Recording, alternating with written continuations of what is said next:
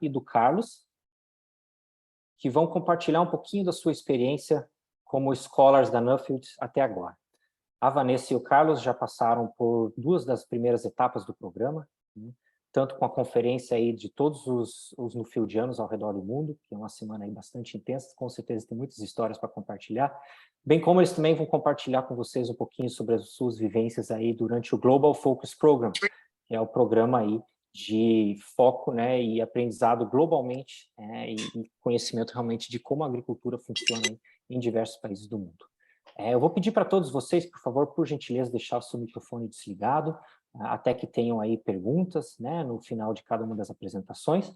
A ideia hoje é um papo rápido, em que a Vanessa e o Carlos vão contar a sua história aí, em 7 minutos cada, e no fim a gente vai ter uns bons 40 minutos para conversa, para aprendizado, para vocês todos poderem fazer perguntas para eles sobre as suas experiências. Então, nesse momento aí, vocês podem levantar a mão, escrever suas perguntas no chat, e vai ser esse bate-papo então. Bom, para quem não conhece, né, a Nuffield é uma instituição internacional aí, sem fins lucrativos, que atua há mais de 70 anos promovendo a educação dentro da agricultura.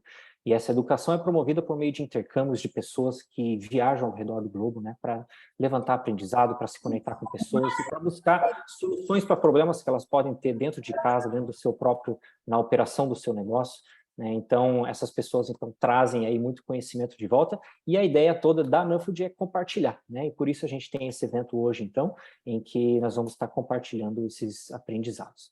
Bom, para quem não me conhece, eu sou o Luciano Lohmann, eu sou hoje o presidente da Nuffield aqui no Brasil, eu fui um scholar que participei no programa em 2016, e estamos muito contentes aí em ver cada vez mais gente fazendo parte da nossa organização.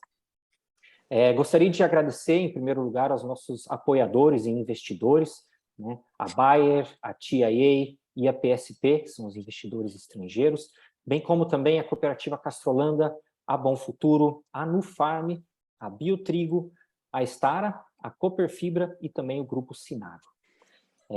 Vamos começar, então, com a apresentação da Vanessa. Vanessa, pode começar, divida aí sua história com todos. Obrigado. Oi, pessoal, boa noite. Eu vou compartilhar minha tela aqui, a gente fez um testezinho, mas, ó, ver se está tudo certo aí, Luciano. Deu certo? Tudo ok, você está na tela. Bom, pessoal, então, meu nome é Vanessa Chiamuleira, eu sou administradora, sou aqui do estado de Mato Grosso, a cidade de Campo Novo do Parecis, sou gestora de processo em uma propriedade rural, a gente planta soja, milho, tem pecuária, faz uma produção bastante integrada, armazém, UBS, enfim. E o meu tópico de estudo é sustentabilidade em propriedades de grande escala. No nosso caso aqui, a gente planta em torno de 10 mil hectares e trabalha bastante focado nessa parte de sustentabilidade, em todos os pilares, né? Então, meu patrocinador, meu sponsor é a Bayer, né? Eu sou Nuffield Scholar 2021. Meu CSC foi realizado agora em 2022 na Inglaterra. E o meu GFP é Japão, Bélgica, Irlanda e Estados Unidos. Então, eu trouxe aqui algumas fotos para vocês, coisa rápida para a gente debater mais nas perguntas e respostas, mas o que eu posso dizer é que a experiência na Inglaterra foi meu primeiro impacto, um dos grandes desafios, os colegas sabem aí que eu tive, foi o inglês, né? Eu tenho um inglês não tão advanced, de nível hard. Tá dando para ouvir aí, Luciano? Beleza. Sim, nós conseguimos ouvir. Às vezes tem um barulhinho de alguém que deve estar com o microfone ligado, então... Eu acho... tá, beleza. Perdão. Então, foi uma experiência, assim, muito impactante, esse primeiro contato com todos os outros nuffieldianos, mas, de uma certa forma, uma experiência transformadora. Eu acredito que, para mim, foi um passo bastante importante para mim aprender esse compartilhamento, entender que as pessoas são muito abertas nessa nossa associação, saber que a gente pode contar com esses companheiros. Então, foram dias de imersão, né, esses 7 dias do CSC, mas a gente teve a oportunidade do pré-CSC, que foram 7 dias antes, em que a gente fez muitas visitas, descobriu bastante coisa juntos, estudamos, fomos para centros de pesquisa, fizemos atividades em conjunto, e eu acho que a gente, de uma certa forma, vê que as perspectivas são bem parecidas, mas a gente tem, às vezes, aspectos diferentes de trabalho mas pensamos em coisas similares que podem ser colocadas na prática. Então, essa foi a experiência do CSC para mim. Já no GFP, nossa, é um mês intenso, maravilhoso, em países totalmente diferentes, e o primeiro deles foi o Japão. Uma cultura totalmente diferente da nossa, a agricultura com produtos muito diferentes. Imagina a gente aqui no meio de commodities, e a maior parte do Japão produz produtos em pequena escala, as propriedades são menores e tudo isso.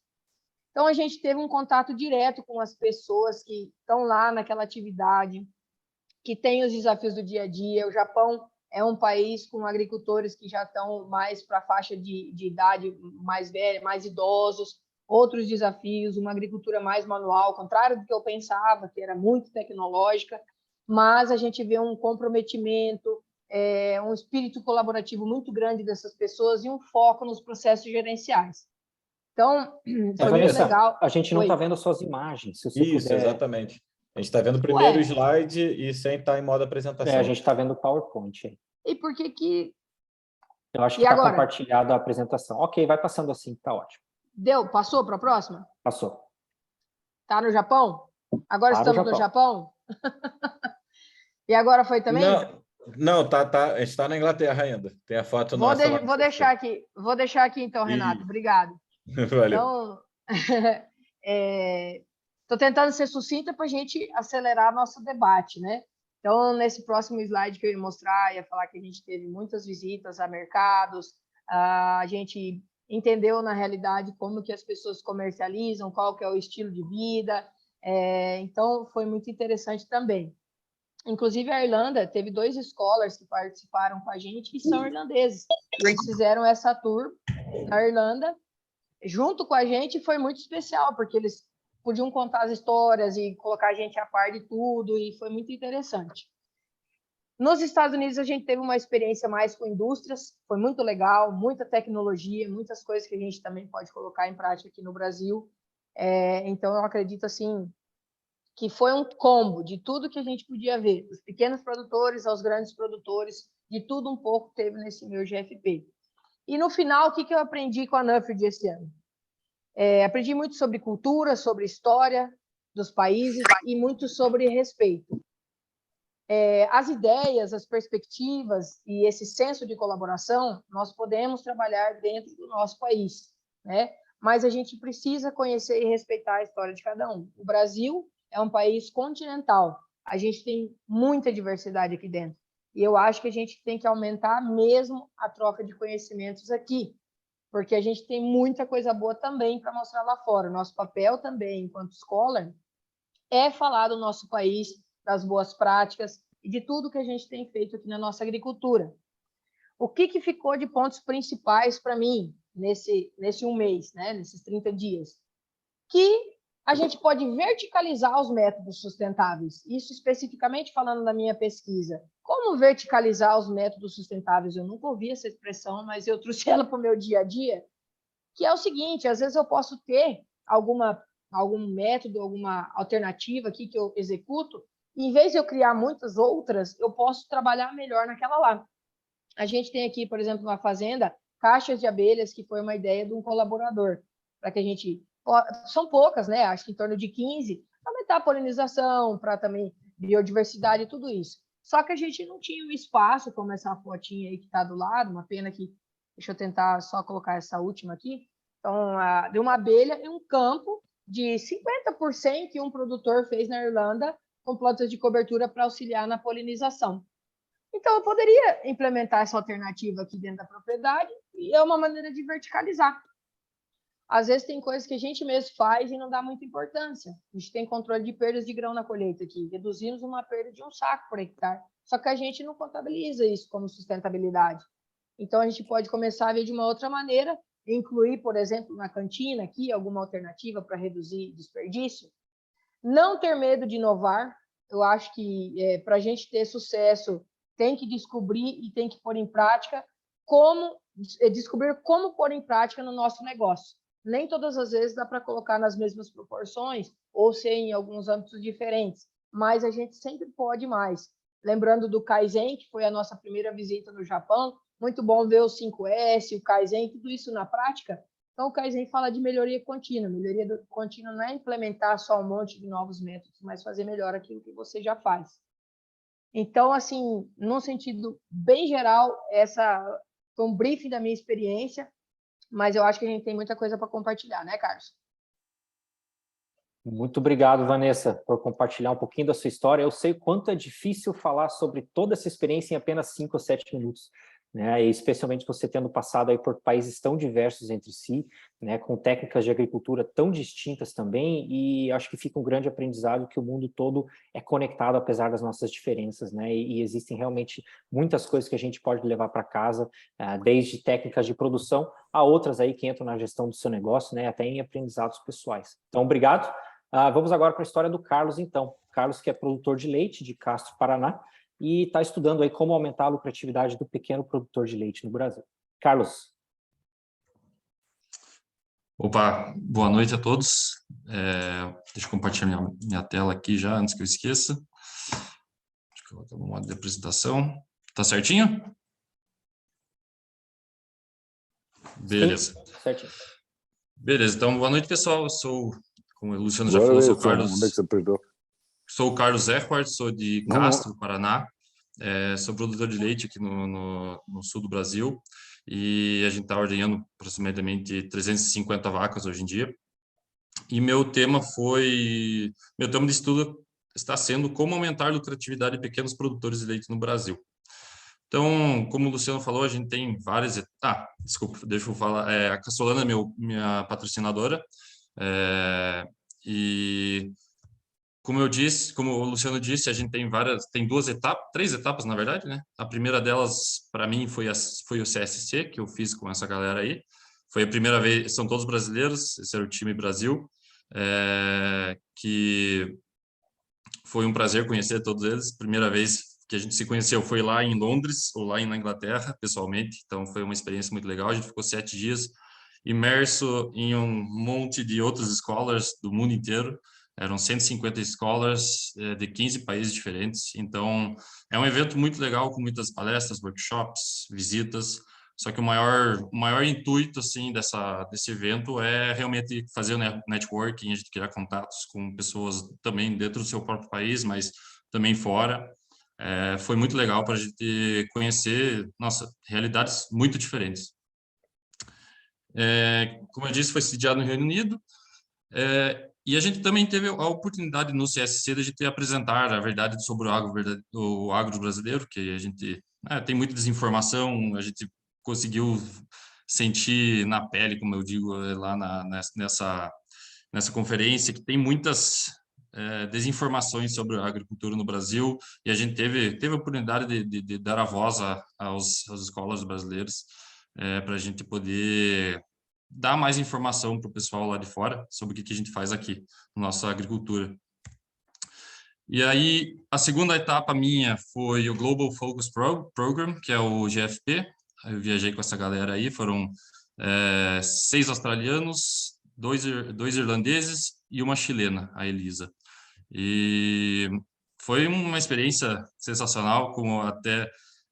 mesmo eu tendo morado nos Estados Unidos um tempo, eu tenho inglês até, eu achava que era bom, até eu encontrar os australianos que têm um inglês totalmente diferente do que eu sou acostumado. Então, no começo ali, primeira semana ali, para eu pegar o sotaque deles ali, foi mais complicadinho. Mas depois que a gente pega o fio da meada, vai que vai embora. Foi uma experiência muito boa.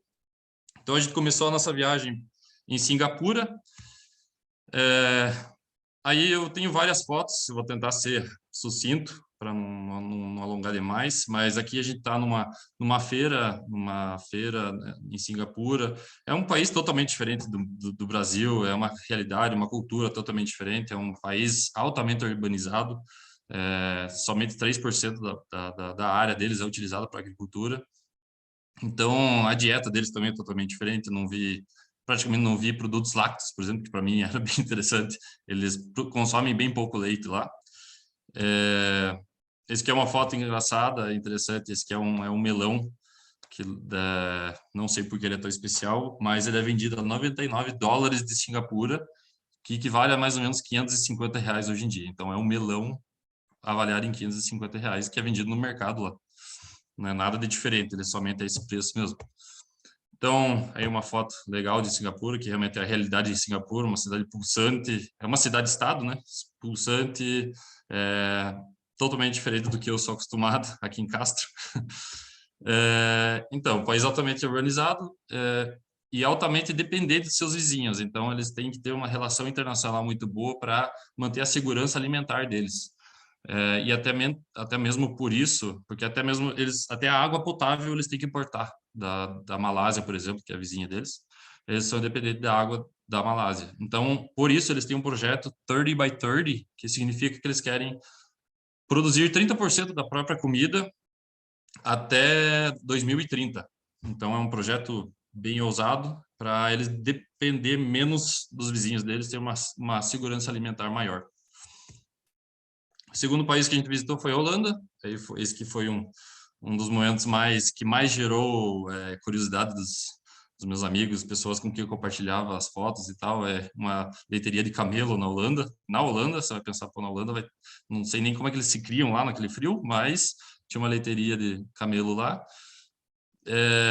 Muito diferente, é um nicho, totalmente um nicho, porque eles são a única fazenda de produtores de leite de camelo na Europa, então eles dominam o mercado, digamos. Vendem o leite a 11 euros o litro, então foi um negócio bem diferente que eu vi lá. Isso que também foi uma coisa diferente, foi Elk Milk, é uma fazenda que coloca o leite de cada vaca numa garrafa diferente. Então essa daqui, por exemplo, você vê aqui, está escrito Marte 399, você pode escolher, eu quero o leite dessa vaca. Aí você sabe que ela tem tanto de gordura, esse que é o tanto de tracinhos, de xizinhos, é tanto de gordura, tanto de proteína e o tanto de lactose. E aí cada vaca diferencia, se você quer pouca gordura e muita proteína, pode escolher de várias garrafas, cada garrafa tem um leite diferente de uma vaca individual. Então, foi uma coisa bem diferente. A gente visitou a Copper Crest, que é a maior produtora de microvegetais do mundo, importa para o mundo inteiro. Uma empresa super progressiva para frente, bem inovadora. Foi muito interessante de visitar. E a gente teve aí deu uma turistada em Amsterdã.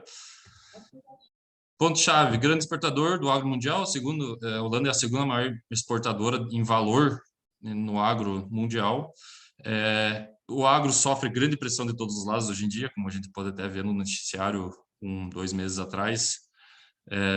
O setor tem se esforçado bastante para estreitar a relação com os consumidores, deixar o consumidor mais perto deles, e foca muito na adição de valor aos seus produtos. O último país que eu visitei no GFP foi o Canadá. Esse aqui é uma foto legal de um robô que trabalha numa fazenda orgânica, que planta e controla ervas daninhas sozinho, com energia solar, por GPS, não precisa de operador. É um protótipo, mas é uma pesquisa bem legal que eles estão fazendo lá. Esse aqui também é uma fazenda orgânica, só que aí em grande escala. Se eu não me engano, eles produziam 400 hectares de soja. Esse aqui é um maquinário que tira mecanicamente as plantas daninhas nas entrelinhas da soja. Então, não usam defensivo nenhum. E você vê o capricho da lavoura, até lavoura convencional não é tão limpa quanto essa. Então, é um trabalho danado para você controlar essas ervas daninhas. Então, foi bem impressionante. E aí eu já fiz parte das minhas viagens individuais. Uma empresa bem legal que eu conheci foi a Vodcal, que eles produzem leite, vodka a partir de soro de leite, que é um resíduo, basicamente, da indústria de queijo, e eles conseguem adicionar valor, transformando esse soro de leite em vodka pura, na figura do lado esquerdo, e licores, que está na figurinha do meio. Visitei várias fazendas de produção orgânica, já que o meu objetivo de estudo individual é como... uma das formas de você aumentar a lucratividade do produtor de leite é agregar valor, né, ao seu produto. Então, eles produziam leite orgânico, faziam queijo, faziam iogurte e vendiam direto para o consumidor. Essa aqui também foi a última fazenda que eu visitei na minha viagem. É uma fazenda que está no meio termo, não é nem convencional, ela não é nem orgânica, não tem o selo orgânico, mas eles têm muito puxam muito para orgânico, eles tentam manter o gado fora o mais que eles possam durante o ano, mas no Canadá não é muito possível, já que o inverno deles é bem rigoroso, né? Mas eu achei legal a figura, as vacas no pasto, as montanhas canadenses, os Rockies atrás. Enfim, os pontos chaves do Canadá seria que é um grande exportador e produtor de commodities, assim como o Brasil, bem mais conseguir relacionar muito mais com o Brasil. Uma coisa bem interessante foi que o plantio direto ainda é um grande tabu lá, bem discutido lá, enquanto a gente no Brasil parece que a gente nem discute isso mais, já é uma realidade. Lá ainda é muito discutido se vale a pena ou não. Tem uma grande resistência para adotar esse sistema. O setor é altamente controlado e regulamentado, o agronegócio, digamos. Por exemplo, o leite tem um sistema de cotas, então o governo ele controla muito o estoque, a produção de leite, por exemplo, no Canadá. O que força os produtores a serem criativos e verticalizar sua produção, porque você não pode aumentar em escala de produção, você vai ter que agregar valor ao seu produto para você ter uma lucratividade maior. Então, é isso aí, pessoal. Espero que tenha atiçado um pouco a curiosidade de vocês com essas fotos e eu vou passar a palavra para o Luciano. Com certeza, acho que está todo mundo bem curioso aí para poder fazer umas perguntas para vocês. Acho que foi muito interessante ouvir de novo como são diversos os países pelos quais você visitou, né? E como nós, como brasileiros, participantes desse programa, nós temos o dever e a oportunidade de levar a verdade sobre o que de fato acontece aqui no Brasil, né? Existe uma grande desinformação já dentro do Brasil sobre o que o agro faz de verdade, e nós temos que não somente levar isso adiante dentro de casa, mas também perante o mundo, afinal, eles são nossos compradores, nós temos que ter boas relações com todos. Então, vamos agora para o momento de fazer perguntas, tá, gente? Fica aberto o palco aí para todos poderem perguntar. Por favor, levantem a mão usando a ferramenta aqui do Zoom, tá? É só levantar a mão e eu vou sequenciando, então, as perguntas para os nossos panelistas. Quem quiser também pode fazer a pergunta diretamente no chat, tá, gente? Então, fiquem à vontade para escrever aqui no chat. A gente tem aí 35 minutos para fazermos perguntas para a Vanessa e para o Carlos.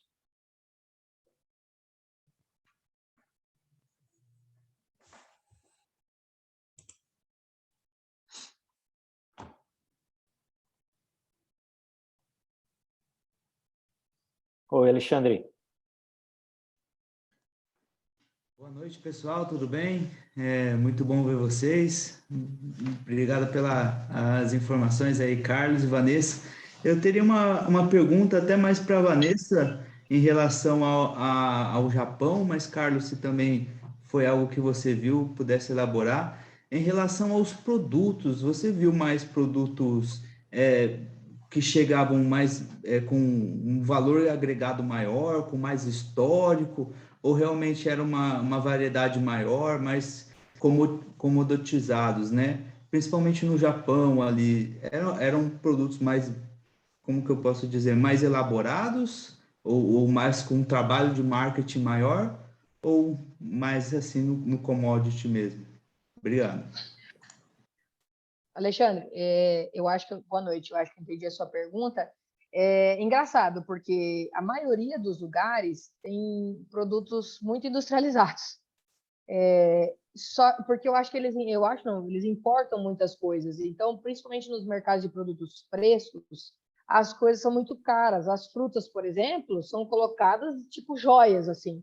Uma manga é um absurdo de cara. Aqui no Mato Grosso, elas estão de penca ali na rua. Então, é muito diferente da nossa realidade. Mas o que eles têm de produtos frescos é muito caro. E como eles industrializam e fazem daí em grande escala algumas coisas, aí tem um preço um pouco mais barato para a população em geral. É muito diferente, todos os produtos, alguns têm escrito em inglês, mas a maioria é só em japonês, então às vezes fica até difícil a gente identificar o que é. Mas o que eu posso dizer é que, assim, desde as máquinas, por exemplo, de bebidas, tem em todos os lugares que você imaginar. Então, tudo que está engarrafado, café, suco, tudo e mais um pouco. Então, eles valorizam muito o que tem de coisas naturais, assim, mas é bem mais caro. Então, eu não vejo grandes commodities lá. Tem um produto que tem lá, um vegetal, Coniqua, um negócio assim, o nome dele, só produz lá. E eles fazem tipo uma massa daquilo. e industrializam. E isso eles conseguem vender barato, porque daí eles conseguem deixar por um bom tempo no mercado, sabe? Tipo, não é uma coisa de frescos, assim, porque é muito difícil. Só que lá eles produzem muitos vegetais, coisas assim. Agora, frutas não tanto. A gente visitou plantações de arroz, cebolinha, essas partes mais de vegetais tem bastante. Inclusive indústrias assim, que embalam, processam e fazem tudo isso, né? Só que todas as propriedades são muito pequenas, então não tem grande escala na produção. E cada um é uma coisa, um produz de um jeito, outro de outro, um custo diferente do outro, então é bem diferente da nossa realidade aqui, que praticamente tudo é em commodity, né? Não sei se eu respondi essa pergunta. Não sei, eu queria adicionar ao comentário da Vanessa. Bom, na verdade eu mostrei a Singapura e Japão é parecido, eles importam muito os alimentos, e principalmente vegetais não, mas principalmente frutas, né? Então, por exemplo, aquele melão lá que eu mostrei, assim, você vê, não é só o melão, quase você pega uma melancia, todas essas frutas assim, tudo em redinha, bonitinha, individualizada. Claro que eles têm que vir de navio para o país, então o transporte já é bem mais complexo, bem mais delicado. Então, realmente, as frutas, essa daí custava R$ 500 um melão, é um pouquinho fora da curva, mas a maioria das frutas assim que a gente vê são mais caras, só que também é só o top, só a nata que tem lá, não tem uma manchinha na maçã, não tem nada, nada, nada. O que não tiver, se tiver uma manchinha na maçã, não vende, e aquilo lá, na verdade, fica no Brasil. O que fica, você pega ali, você vai no hortifruti comum ali, de qualquer supermercado aqui, aí você tem que escolher ali a fruta, né? Ali não tem essa de escolher, tipo, todas têm que estar perfeitinhas, senão nem entra pelo menos nos restaurantes, nos mercados que eu visitei, é só top, top mesmo. Sim, as melhores frutas possíveis eles têm lá nos mercados deles. Obrigado, pessoal. Quem tiver próxima pergunta aí, fique à vontade para trazer.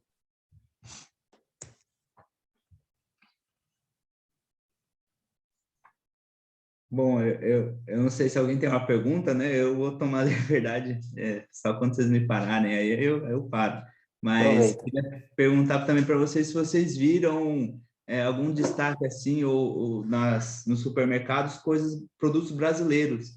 Tinha a marca do Brasil, falando que era do Brasil. Às vezes a gente sabe que é do Brasil, mas só está com a logo ali já japonesa, de uma empresa japonesa. Vocês viram produtos brasileiros lá e com esse destaque para produtos nacionais? Onde eu vi, acho que o Carlos vai até, não sei se ele vai lembrar, no hotel, por exemplo, que a gente estava no CSC, tinha lá no suco de laranja uma placa bem grande, que era laranja brasileira. Então, nós somos um dos principais players da citricultura mundial, né?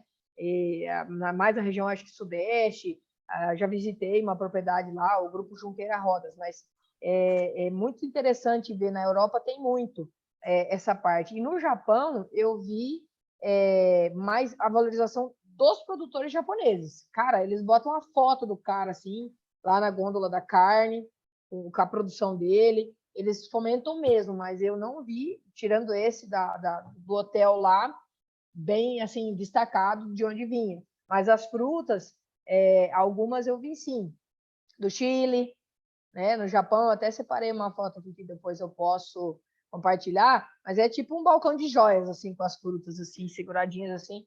Mas vi do Chile, vi da Argentina, no caso das frutas, eu não vi do Brasil, não.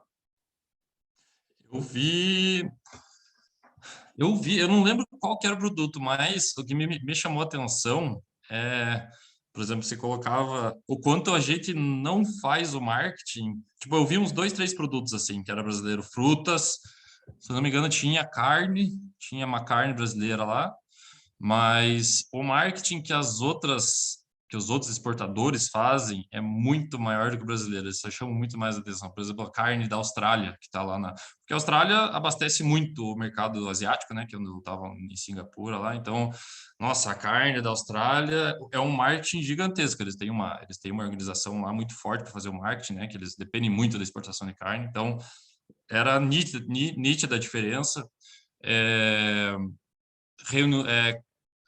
produtos do Reino Unido, produtos da Europa, sempre tinha bandeirinha, sempre tinha bastante coisa, França. O Brasil ali tinha uma bandeirinha, assim, bem discreta. A gente só via porque a gente estava procurando mesmo, senão você não via que era do Brasil. A gente tava, putz, será que essa banana é do Brasil? É do Brasil. Aí eu já ficava orgulhoso. Mas... Então, não tem aquele marketing, assim, sabe? Ele é bem discreto. É só para falar, vem do Brasil e pronto. Não tem produto brasileiro é melhor. E realmente, igual a Vanessa falou, eu vi isso muito no Canadá, principalmente, é o orgulho do produto próprio, assim, produzido dentro do Canadá. Aí eles fazem um marketing muito grande, é produzido por produtores da província de Ontário, por exemplo. Eles colocam, tipo, da província, da cidade, colocam uma baita uma bandeira do Canadá ali, o queijo produzido aqui. Então, eles têm muito orgulho dos vizinhos dele, dos produtores locais. Eles promovem muito isso, sabe? Então, e o que eu vejo no Brasil talvez seja justamente o contrário. A gente tem aquela famosa síndrome de vira-lata, que se você bota uma bandeirinha dos Estados Unidos no negócio, aí o cara compra na hora. Uma bandeirinha do Japão, uma bandeirinha não sei o quê, e os nossos produtos ali não têm aquele apelo. Então, eu vi isso justamente o contrário, do pessoal apoiar muito o produtor local. Foi muito interessante isso. Muito bacana essa experiência. Eu tive a oportunidade de perceber situações semelhantes também na Irlanda, que criou um selo próprio de certificação dos seus produtos, e em muitos outros países realmente existe um movimento muito forte de valorização do produto local, e acho que aqui a gente tem um grande espaço para crescimento, nós como sociedade, nós como setor, né, e nós como país, nos posicionando melhor lá fora, né, contando realmente a nossa história. Então, bacana aí por terem compartilhado. Tem uma pergunta aí para vocês dois. Como é que está evoluindo a sua percepção sobre a sustentabilidade dentro do agro, os desafios, e nesse momento aí as oportunidades para o produtor brasileiro? Bom, eu vou falar que basicamente o meu tema de estudo foi esse. Em todas as visitas eu tentei focar bastante nesse tema, só que são perspectivas diferentes, países diferentes. Por exemplo, a Irlanda é um país somente voltado para a pecuária.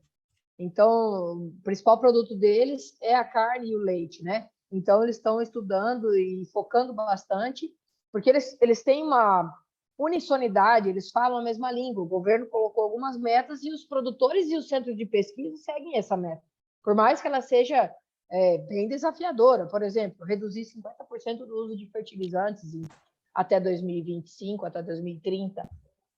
A gente pensa nisso aqui, quase inimaginável, mas eles estão estudando para isso. Então, eu acho que as metas de sustentabilidade podem e devem ser desafiadoras. Porém, nós temos que ter atitudes no agora. Não adianta a gente ficar fazendo um plano mirabolante, porque não existe um checklist da sustentabilidade. O que fazer para ser sustentável? Não tem isso. Então, a gente precisa testar, se reinventar, estar aberto, como eu falei, verticalizar os métodos já existentes, aquilo que a gente já faz, melhorar. Então, a minha perspectiva em relação à sustentabilidade, mesmo trabalhando em empresas e fazendas de grande escala, é que a gente pode fazer atitudes pequenas se tornarem grandes, né, com o passar do tempo e com a onda de ações positivas que elas podem gerar. Porque quando a gente inspira as pessoas, conecta, isso vai muito além só de dentro da sua porteira, né? Então, essa foi a minha principal mudança de pensamento em relação a isso. Não trazer mais coisas, talvez, para dentro da propriedade, mas fazer muito bem feito aquilo que você faz é muito importante. E se valorizar, né, gente? Porque a gente faz muita coisa boa aqui no nosso país. Nós temos um excelente código florestal. Nenhum outro país tem isso. Nós temos que valorizar. Ele tem que ser cumprido, é claro. Mas eu vejo que há anos atrás, quando foi implementado esse código, ele é desafiador ainda, mas a gente via não com bons olhos. E hoje eu acho que a gente se sente orgulhoso de poder produzir, preservando, sendo uma das maiores potências mundiais do agronegócio. Concordo com a Vanessa. Dos países que eu visitei, assim, a Holanda, a Singapura, pouco, se falava de sustentabilidade, mas como era um país pouco agrícola, né, não teve tanto debate nessa parte, assim.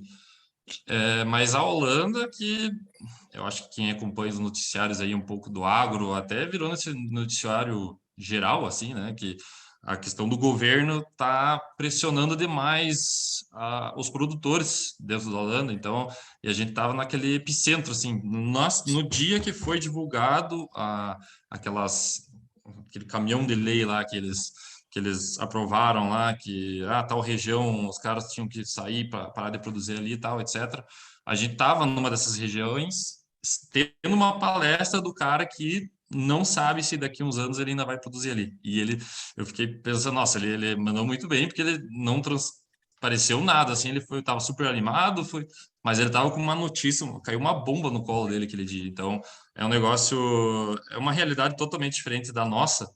A gente ainda é muito livre dentro do Brasil e a gente tem muito espaço para melhorar, tanto em produção, eu acho que nem a gente consegue melhorar muito nossa produtividade, nossa produção sem agredir o meio ambiente, a gente não precisa disso. Tanto que a gente já tem um código bem florestal bem rígido, né? Se você for ver, ele é rígido, porque, que nem a Vanessa falou, não tem nenhum país no mundo que tem um código desse, que você tem que ter 20% ou 30% da sua área de preservação. Então, a gente tem que se agarrar nisso e cada vez mais passar essa história para fora, porque eu vejo que o Brasil, o nosso marketing, eu já falei igual da pergunta anterior, nosso marketing é muito fraco, a gente passa no CSC, por exemplo, tinha um holandês lá que ele ganhava um prêmio, tipo uma bonificação ou coisa assim, por não usar a soja que vinha do Brasil. Se ele não usasse soja que vinha do Brasil, ele era proibido, basicamente, de usar soja que vinha do Brasil, porque, teoricamente, toda a soja que vem do Brasil vem do Amazonas e a árvore foi derrubada para produzir aquela soja. Então, isso é um negócio extremamente radical que não faz sentido algum. Então, a gente conversou com ele e tal, ele falou, nossa, mas então eles me contavam mentira e tal, não sei o quê. Então, a gente tem que ter uma comunicação internacional melhor também nessa questão de sustentabilidade. A gente está fazendo muita coisa certa, só que a mensagem não é passada lá para fora. É difícil, ela vem muito deformada e com muita desinformação. Essa é a minha percepção sobre a sustentabilidade no Brasil e como ela é vista fora do Brasil. A gente tem uma grande oportunidade de realmente se posicionar no mercado internacional como o produtor sustentável do planeta, ponto. Né? E a gente tem muita coisa boa feita dentro de casa que realmente precisamos conseguir mostrar antes que sejamos cobrados, né? Porque os olhos da comunidade internacional certamente estão sobre nós e a gente tem muitas coisas dos quais a gente deve se orgulhar que é feito dentro de casa, né? E sempre combater o que a gente está fazendo errado, que também, infelizmente, erros acontecem ao longo do caminho. Temos alguém aí com a mão levantada? Não consigo ler seu nome, mas, por favor, pode fazer a pergunta. Teodoro Machado. Eu queria fazer a seguinte pergunta. A gente tem muito contato com o pessoal na Europa, nos Estados Unidos e Nova Zelândia e Austrália, e o que acontece é o seguinte, hoje a Europa está pressionada por política interna e Bruxelas. E Bruxelas, normalmente, é uma burocracia que gasta 70% para coffee break, para viagens, para hotéis 5 estrelas, e 30% chega no produtor, sendo que desses 30%, mais de 20% são para grandes produtores e os pequenos têm 10% do dinheiro que está dentro da Comunidade Econômica Europeia. Bom, o que acontece? Essas pessoas não têm a menor visão do que é uma fazenda, nem na Irlanda, nem na Holanda, nem na França. São pessoas urbanas e que estão ali por um cargo dentro da comunidade econômica, às vezes apontados por partidos políticos internos, feito é o caso da Espanha, da França, em que as pessoas estão cumprindo uma função partidária. Bom, o que acontece? Inclusive, o caso da Bélgica tem deputados, tem 3 níveis de deputados, né? Tem o da comunidade, aí tem o que fala valão e depois tem o que fala francês. O que acontece nessa história toda? Vocês estão apresentando 2 casos, o caso da Irlanda e o caso da Holanda. No caso da Holanda, a coisa chegou à porta do rei, passando por cima do parlamento. Quer dizer, o rei teve que falar. É um absurdo, completamente absurdo. E o Brasil é alvo, ele não vai ser, ele já é alvo, porque o Brasil é uma potência, porque existe uma mentirada absurda a respeito da Amazônia, evidentemente tem grileiro, tem essa coisa toda, mas tem uma mentirada brutal dentro, principalmente na Europa, menos nos Estados Unidos, mas no caso europeu também. Porque as grandes empresas de commodities estão interessadas em manter esse jogo, inclusive dividir a gente com a Argentina. porque se a gente junta o Cone Sul, Argentina, Uruguai, Paraguai e Brasil, você vira a segunda zona maior do mundo de agricultura, porque primeiro é Corn Belt, no segundo, e depois vem Bielorrússia. Então, existe todo um jogo nesse momento. Vocês sentiram isso nessa viagem? Pergunto aos dois, Vanessa e Carlos, se vocês fizeram, principalmente na Europa. Bom, vou começar aqui, Carlos, porque, Teodoro, eu tive exatamente a mesma percepção que você, porque eu visitei o Departamento de Alimento e Agricultura lá na Bélgica, lá em Bruxelas. E a minha sensação, desculpe, mas é que eles falam muito, mas fazem pouco. É exatamente o que você falou. Então, aqui a gente está fazendo muito e falando pouco, e lá é o contrário. Então, poucas pessoas lá, por exemplo, na Bélgica, tanto é que lá a gente praticamente não visitou propriedades, visitou online, fez reuniões, centros políticos, ministérios e tudo isso. Então, eles têm muitas metas, muitas métricas, mas eu também tentei tirar o que de melhor eles tinham para oferecer, que era, por exemplo, um projeto muito legal que eles têm lá, nesses apartamentos, que eles falam, cada migalha importa. Eles estão mensurando todo o desperdício de alimento nas fazendas, nas indústrias, em toda a cadeia. Isso é muito legal, porque a gente sabe que 20%, sei lá, da produção mundial é desperdiçado. Só que o que vem acontecendo com o Brasil é uma junção de fatores. Um marketing externo que a gente não está sabendo trabalhar. Nós temos forças aqui para ter pilares para a gente também ser um player importante no sentido de exigência, não só de receber todas as críticas, porque eu também acho que a Europa está numa posição complicada, né? Em termos de posicionamento, enquanto agora mais turístico do que qualquer outra coisa, do que de mercado, enfim. Eu acredito que a gente está no nosso momento de mostrar para que veio e continuar nesse caminho relacionado a uma produção. Porque quando a gente fala de sustentabilidade, não se fala mais só de preservação e meio ambiente. Tem muitas coisas. Tem as pessoas, tem o lado econômico. Afinal de contas, nós somos um país emergente, nós precisamos de dinheiro. Porque nós precisamos fazer com que a nossa população cresça, que tenha saúde, que tenha educação, que tenha coisas básicas. Então, eu cheguei no momento de ter esse debate com meus próprios colegas de grupo lá, que eram de outros países. Eu era a única brasileira. Chegou um momento de falar, bom, eles falaram para mim, tipo assim, pois é, realmente, vocês preservam, mas agora fazer o quê? É o fardo que vocês têm que carregar. Tipo assim, vocês não podem mais fazer nada, tem que preservar. Eu falei assim, e nosso povo, então, ninguém quer pagar por isso, nós temos que continuar pobre e as coisas do jeito que estão para todo mundo aí ficar bem. E a gente ser o salvador da pátria, mas o nosso povo miserável. E aí ficou aquele climão na mesa, um mudou de assunto, outro também, voltamos à nossa realidade de alegrias, mas o recado foi dado, porque não é simples assim a gente só ficar recebendo bordoada, né? Lógico, tem toda a razão. Obrigado. No nosso grupo, assim, a nossa viagem, a gente não teve em Bruxelas. Tivemos discussões também sobre essa sustentabilidade. Eu tentei explanar assim o nosso papel e sempre vinha nessa parte do sim, a gente pode preservar, só que tem que ser um negócio economicamente viável. Assim, a gente não vai ficar segurando o nosso crescimento porque a Europa acha e os Estados Unidos acha e não sei quem acha que a gente deveria preservar melhor nossas áreas. A gente já faz isso.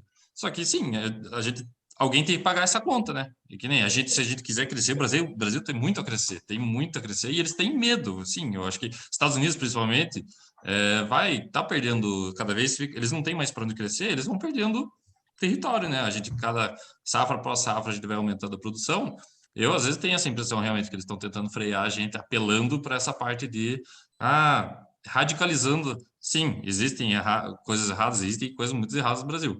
No norte, lá, desmatamento, não sei quantos mil campos de futebol por dia que a gente vê no noticiário.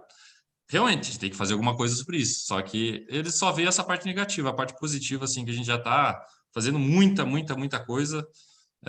Ninguém vê, ninguém fala, e se a gente não falar, eles também não vão falar, eles vão fingir que a gente não faz nada. Então, a gente tinha bastante discussão dessa galera também sobre isso. Mas eu vejo, que nem eu falei para a Vanessa, a gente tem muito a crescer e o que a gente precisa fazer é realmente falar mais, mostrar mais o que a gente está fazendo. É isso aí, somos tímidos. Obrigado, pessoal. Temos a Lidiane aí também com a próxima pergunta. Para Vanessa. Vanessa, dentro desse termo que você usou, né, e trouxe para o Brasil, né, verticalizar métodos sustentáveis, tem algo que você viu lá fora que lhe impactou e você pensou o seguinte, poxa, quando eu chegar no local onde eu trabalho, a primeira coisa que eu vou tentar fazer é implementar esse conhecimento ou método, enfim, essa é a minha pergunta. Então, Lidiane, passei bem rapidinho ali na minha apresentação, mas uma coisa que já está definida aqui na fazenda é que a gente vai fazer um campo de plantas de cobertura para auxiliar na polinização, porque a gente já tem um projeto aqui com essa questão de caixa de abelha e tudo mais. E a segunda coisa é que a gente vai focar também nessa questão de desperdício, nós achamos muito bacana. A gente, aqui na fazenda tem várias alternativas sustentáveis, desde o plantio direto há muitos anos, plantio em consórcio, captação de água da chuva, energia solar fotovoltaica, enfim. E a gente vai focar nessa questão da redução de desperdícios. Nós já fazemos um trabalho para perda de grãos, mas a gente vai estender para a nossa cantina, que é uma coisa menor, mas que também vai impactar aqui na nossa propriedade, talvez no dia a dia, na casa dos nossos colaboradores. A gente tem um projeto bem interessante aqui na nossa propriedade, que se chama Sentinelas da Terra. Todos os anos, a gente faz 4 encontros para falar de sustentabilidade e boas práticas para os nossos colaboradores. Porque não adianta nada a gente só fazer as atitudes e as pessoas não entenderem o porquê. Né? Por que a gente faz coleta seletiva aqui na fazenda? Sim, porque a firma mandou. Está errado, a pessoa precisa entender o contexto para que ela possa repassar essa informação. Então, basicamente, essas duas alternativas já estão basicamente definidas já no mês que a gente chegou, conversando, passou pelo conselho, e a gente vai dar andamento no ano que vem. Mas tem muitas outras coisas legais, por exemplo, sabe aqueles besouros que tem, que a gente às vezes aqui acha que tem demais? Os caras lá na Irlanda estão cultivando para levar nos pastos, para poder a matéria orgânica entrar no solo e o solo ficar melhor, e aqui a gente não valoriza, acha que os bichinhos não servem para nada, né? A gente, na nossa ignorância, que eu não sou agrônomo, mas, enfim. Então, essas duas focam. E os rola-bosta, é isso aí. Isso mesmo. Né? Ok, obrigada. Legal, gente. Bom, tem uma pergunta da Jennifer aqui no chat, né? Acho que essa é direcionada para você, Vanessa, que esteve no Japão. Como funciona o sistema de cooperativismo no Japão? E eles têm cooperativas? E aproveito para estender a pergunta ao Carlos sobre o que você aprendeu sobre o cooperativismo, o que você viu de interessante aí durante as suas visitas em respeito a cooperativas. Tá, então no Japão, a gente teve contato com uma associação. É um cenário totalmente diferente do que eu tenho aqui no Mato Grosso. Lá eles têm problema similar ao meu, mas uma atitude diferente do governo. Por exemplo, eles têm problema com porco selvagem. E esses porcos selvagens estavam destruindo as plantações. E a maioria dos fazendeiros idosos com pequenas propriedades, esses porcos destruindo tudo. Então o governo falou, pera lá, vou pagar $100 para vocês por cada porco que matar. Então, eles fizeram uma associação, eles têm jaulas lá, eles abatem esses animais e eles montaram um açougue. Então, eles têm a renda do governo, a renda da carne e resolveram o problema da agricultura local que eles têm lá. Essa foi uma alternativa que eu vi. Mas os outros produtores que a gente viu são todos produtores carreira solo e as indústrias também. Normalmente, quem tem indústria, por exemplo, de beneficiamento ali do alimento, ele já tem a própria fazenda e já faz.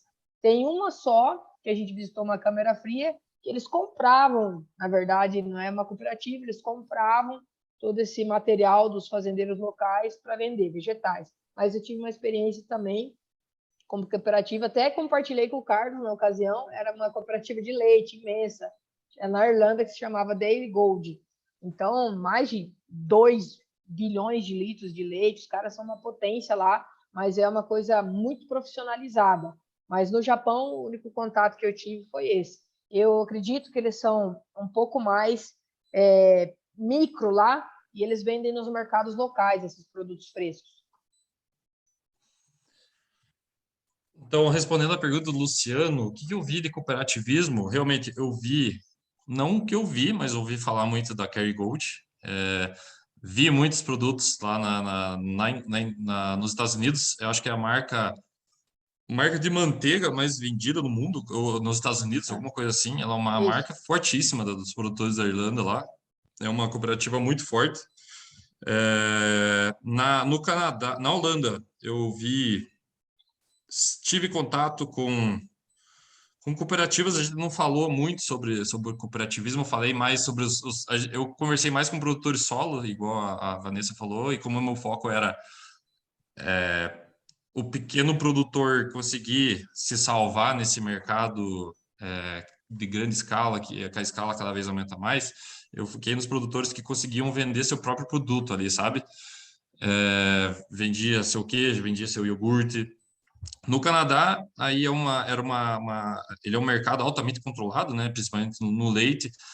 Na agricultura, eu também era tudo produtor solo, produtor que compra o seu próprio fertilizante, semente. Mas no leite era bem mais forte. Agora eu não sei dizer se era uma cooperativa, mas eles têm a DFO, que é Dairy Farmers of Ontario, por exemplo, que era uma organização que controlava a produção de leite, que fazia o estoque, digamos, as cotas de leite no estado, e todo mundo tinha que entregar esse leite para essa organização, pelo menos no papel, né?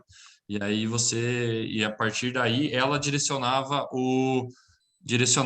para onde esse leite ia. Então, não era... Ela fazia a função que a nossa cooperativa, por exemplo, a Caçolanda, faz de comercializar o leite, mas não tinha, assim, a questão de comprar produtos, insumos em grande escala. Era basicamente na cooperativa de comercialização do leite. Essa foi a experiência que eu tive de cooperativismo nos países que eu visitei. Obrigado, pessoal. Um tema que ficou muito claro aí durante as experiências que vocês compartilharam, né, foi a verticalização da produção, né, a industrialização. Isso me recordou até mesmo de um scholar do Japão que eu conheci durante o meu ano, que era produtor de pipoca e ele vendia a pipoca embalada no final, como ele mesmo, produtor, verticalizando até mesmo a produção de pipoca, né? Então a gente vê como em lugares diferentes do mundo realmente as experiências são diferentes. E relacionado a isso tem uma pergunta da Fernanda Pradella, que escreveu aqui no chat. Ela perguntou se os países que vocês visitaram têm buscado industrializar os produtos agrícolas ou o foco é aumentar a produção somente? O que vocês acharam? Posso falar primeiro? Pode ir, Carlos. Dessa vez? Pode ir. Então, como era o meu foco de pesquisa, no Canadá, por exemplo, como eu falei, essa criação de cotas de produção incentiva a criatividade do produtor. Então, muitos produtores, porque a cota, para você comprar a cota de produção lá era muito caro, então era quase inviável você aumentar a sua produção através dessas cotas. Então, por exemplo, eu visitei uma fazenda de 500 vacas, mais ou menos, em lactação, que estava investindo numa indústria de leite, realmente. E lá, 500 vacas é uma fazenda bem grande, assim, sabe? A gente tem fazendas maiores, pelo menos na nossa região aqui em Castro, tem fazendas maiores, mas lá eram uma das maiores, assim, do Canadá. Eles são bastante... são bem menores, assim, sabe?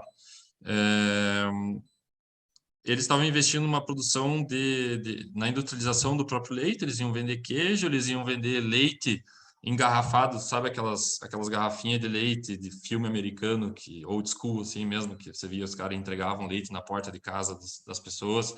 Eles vão voltar com isso, eles vão realmente criar aquele laço afetivo com o passado, eles falaram. Eles vão fazer um caminhãozinho de leite que vai entregar o leite, por exemplo. E essa necessidade veio por causa que eles não tinham mais para onde crescer, eles já estavam, eles falaram nas palavras, eles já estavam bored, tipo, eles já não tinham, estavam meio entediados, assim, sabe? Estava produzindo, fazia uns 10 anos que eles estavam com o mesmo número de vacas, então eles tinham que aumentar a lucratividade e botar alguma coisa na cabeça deles para eles fazer. E, que nem na Holanda é um dos maiores exemplos, assim, de verticalização ou de agregar valor ao produto, que nem eu falei daquela propriedade que engarrafa o leite individual de cada vaca, um negócio assim, acho surreal, é muito legal. É uma franquia até, ele vai querer, ele vai tentar não digo Brasil, mas ele está expandindo dentro da Europa e para o Canadá e para Estados Unidos, essa franquia. Então, ele desenvolveu a máquina lá, a sala de ordenha, que consegue engarrafar vaca por vaca. Foi um investimento bem grande, já faz 10 anos que ele tá vendendo leite assim, e ele ainda está devendo bastante, ele falou. Mas, mas ele acha que algum dia vai dar certo. Alguma hora ele vai lucrar alguma coisa com isso. Talvez nessa história de franquias vai dar certo. Enfim, eu vejo muito mais, e como eu disse, o meu foco era mais o leite, eu vejo muito mais para fora do Brasil os produtores investindo mais a vodka, por exemplo, eles fazem a vodka do soldo de leite, é um subproduto de uma indústria de queijo, que eles entregavam como valor de baixo valor agregado, entregavam de novo para os produtores de leite, que colocavam na comida das vacas, as vacas comiam. Era tipo, basicamente o que tinha lá era lactose e minerais, que era a proteína e a gordura era retirada, né? E aí ele, através dessa lactose, que é um açúcar, ele conseguia produzir álcool e fez a vodka, que é bem gostosa. Eu não sou muito de tomar vodka, mas eu gosto mais de cerveja, mas aquela lá tava bem gostosa, tinha um sabor, eu não sei, ele realmente remetia um pouco ao leite, assim, sabe? Então são vários exemplos, assim, muito legais de criatividade e como você pode aumentar o valor do teu produto. Foi interessante. Bom, eu acho que, no meu caso, foram realidades totalmente diferentes na Europa, no Japão, versus Estados Unidos, né? Então, tanto no Japão quanto na Europa, eu penso que o produtor pensa, sim, em agregar valor. Então, tanto numa embalagem, num capricho, num algo diferente, quanto numa alternativa diferenciada, voltada para o consumidor que está com exigências de economia circular na Irlanda. Mas os Estados Unidos querem mesmo produzir muito mais. Então, a gente visitou a região da Califórnia, eles produzem 95% do tomate dos Estados Unidos. Os caras é surreal o que eles fazem lá naquele deserto. Então, eu fico imaginando como a gente vê hoje assim as pirâmides do Egito, tipo, como é que construíram isso há tantos anos atrás? Acho que é a mesma coisa que as pessoas vão falar quando virem aqueles canais enormes que fizeram na Califórnia. Porque, cara, é muito grande e eles são realmente muito eficientes e tem muita tecnologia, mas o foco deles é produzir em grande escala, tanto amêndoas quanto pistache, que é uma coisinha micro, mas eles têm ouvindo mega produções. uma live. Obrigado, pessoal. Temos tempo para mais uma pergunta aqui que veio da Júlia. Ela queria saber de você, Carlos, se essa robotização que você viu no Canadá foi algo comum, você enxergou isso em outros países também? E você, Vanessa, você viu muita robotização nos campos já, ou você acha que isso ainda é coisa do futuro? O que eu vi de robotização no Canadá foi aquele robô que eu falei, que arrancava literalmente, mecanicamente, as ervas daninhas da lavoura, mas aquilo lá era ainda um protótipo, era de uma universidade, eles estavam fazendo vários testes ali e tal, até o dia que a gente chegou, eu falei, sempre assim, quando chega visitante, ele não está funcionando, tem algum erro, então eu estava dando risada, mas aquilo lá era um protótipo, mas era bem interessante, era movido a luz solar, energia solar, então foi legal. O que eu vi também de robotização na Holanda, bastante a ordenha robótica, né? Por exemplo, essa da garrafa individual de cada vaca, a vaca era ordenhada de maneira robótica. No Canadá também, várias empresas, várias leiterias com robô. Agora sim, não vou lembrar de mais robotização, mas se eu lembrar, eu vou passar a palavra para a Vanessa, se eu lembrar, eu comento. Então, no Japão, eu realmente, até na minha application, eu tinha colocado lá que queria ir para o Japão, porque tecnologia e tudo mais. Mas, cara, não é toda essa tecnologia voltada para o agro, é muita tecnologia em termos gerais, mas não para o agronegócio, que é um nicho pequeno para eles ali, por mais que seja importante, mas muito trabalho manual, máquinas antigas, porém eles são muito eficientes no processo, muito caprichosos e tudo mais. Na Irlanda, já um pouco diferente, mais preocupados com esse consumidor aí moderno, fazendo produtos personalizados, exemplo, mix de folhas, né? Não só aquele produto, aquela folha, aquele isso, espinafre, tal. Então, lá, mix de folhas, industrialização, dentro da cooperativa ali de leite, muita tecnologia. E só para finalizar em relação aos Estados Unidos, que é onde eu vi mais alternativas de tecnologia, desde um aparelho que coloca dentro da árvore para falar se a árvore precisa ou não ligar a irrigação dela. Então, é uma tecnologia absurda em termos da questão da água, porque até tem uma placa, assim, os caras põem do jornal, que o presidente, o Kennedy, falou, a California economies grow where the water flows. Então, para eles a água é tudo e eles investem muito dinheiro nisso e eles têm muita máquina, pessoas para eles é temporário lá, poucos funcionários fixos, muito maquinário, pesado. Carlos, você ia falar? Então, eu lembrei agora de a Copper Crest, que eu falei, que é a maior produtora de microvegetais do mundo, maior exportadora, pelo menos. Eu não vou lembrar os números exatamente, mas se eu não me engano, tinha quase 100 hectares de estufa de vidro mesmo, 100 hectares, imagina, um baita investimento, isso era na Holanda. E tudo era automatizado, luz, tudo era super controlado, porque, que nem eu falei, microvegetais são aqueles temperinhos, assim, eu, como consumidor de churrasco, essas coisas, nunca comi num restaurante caro, assim, que tem aqueles pratinhos, mas ele vende para chefes de cozinha no mundo inteiro. Então, a estufa dele era, tipo, state of the art. Eles falam, a melhor coisa, melhor em questão de estufa, era a melhor estufa que eles tinham no mundo. Até uma coisa engraçada que eles tinham lá, eles tinham um drone, que esse drone, literalmente o drone, ele caçava os insetos que estavam dentro da estufa, se entrasse alguma vespa, alguma coisa que desequilibrasse o ambiente ali, porque era totalmente equilibrado, até uma abelha eles não queriam ali dentro, porque a polinização era eles mesmos que faziam. Chegava o drone lá e ele corria atrás voava atrás do inseto e matava o inseto com as hélices. Era bem... Agora eu não lembro se ele era automatizado. Não, acho que tinha uns caras que controlavam o drone, mas era um negócio muito surreal, assim. Aquela estufa lá era tudo automatizado, a maioria das coisas automatizadas e super no detalhe, super controlado o ambiente. Foi muito legal. Muito legal. Acho que com esse exemplo de um drone voador que mata insetos, nós vamos encerrando a nossa live de hoje, porque a gente chegou nas 9 horas. A gente queria agradecer a vocês que participaram, que esteve aí com a gente. O tempo passa rápido quando a gente tem tanta pergunta interessante, tanta coisa para falar, né? Tantos países diferentes que foram visitados, mas agradeço muito a todos que estiveram presentes.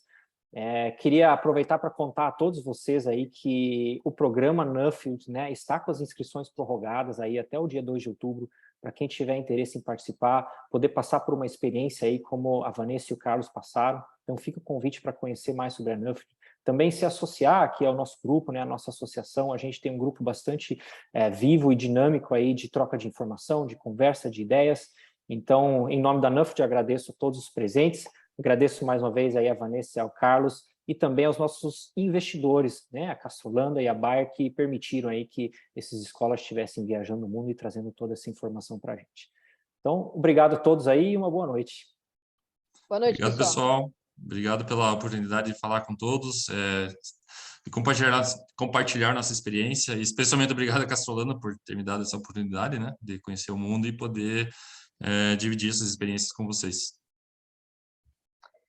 É isso aí, agora nosso papel é compartilhar tudo isso que a gente viu e estamos abertos, qualquer coisa é só contatar a gente, né?